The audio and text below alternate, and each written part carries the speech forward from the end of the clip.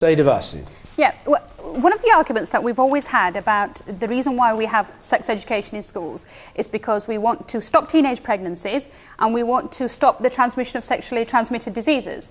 And we now have a situation where sexually transmitted diseases have gone up by 70% in recent times. We have the worst teenage pregnancy rate in most of Western Europe. And last year we had over 4,500 abortions for girls under the age of 16. Now, what concerns me is this, that Jim Knight, the government, has made a decision that this is now going to be compulsory and that they're going to teach sex education for children as young as 5. What concerns me is this: these children are not the state's children, they're our children. My children are my children. And it is up to me to choose what it is that my child should and should not be taught.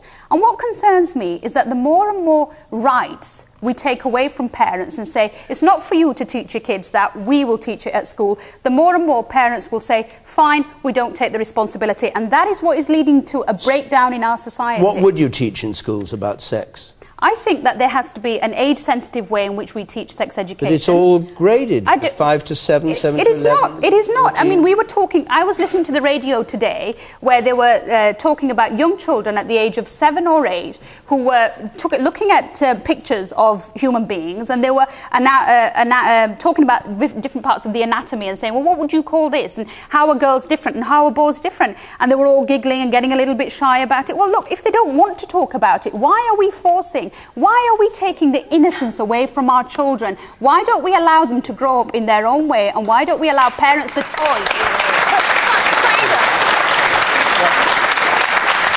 Sayeeda, I'm sure you're right, and most parents will have these discussions with their children, and that is the best place for it to happen, and this should not be a substitute for that. But not every parent will do that, and this information is actually too important for young people for them not to get it. So do you think parents should opt out? No, in some do you think we should opt out? No, it's in some cases, if you're thinking about HIV or STDs, it could actually be life-saving information. Yeah, but do I have a choice as a parent? Do you feel that I should have a choice as a parent to say, I will teach my child this, not the school teacher, because I'm its mother and I know it best? I think parents should absolutely be allowed to have all of the discussions, and it should be encouraged to have all the discussions the choice to opt out with their children. But I think it is too important to run the risk that child will not actually get the information they need to keep themselves safe. In other words, you don't think they should have the right to opt out? I think it should Roman Catholic schools have the right to opt out of teaching about contraception, for instance, in your view? I think all young people need to know these facts. I think it is so important, and so no, I think there should be education about it. So you would compel Roman Catholic schools who are opposed to contraception, who are opposed to it, to teach it? I think the information should be available. They may teach it in a different way, but the information should be available. Okay.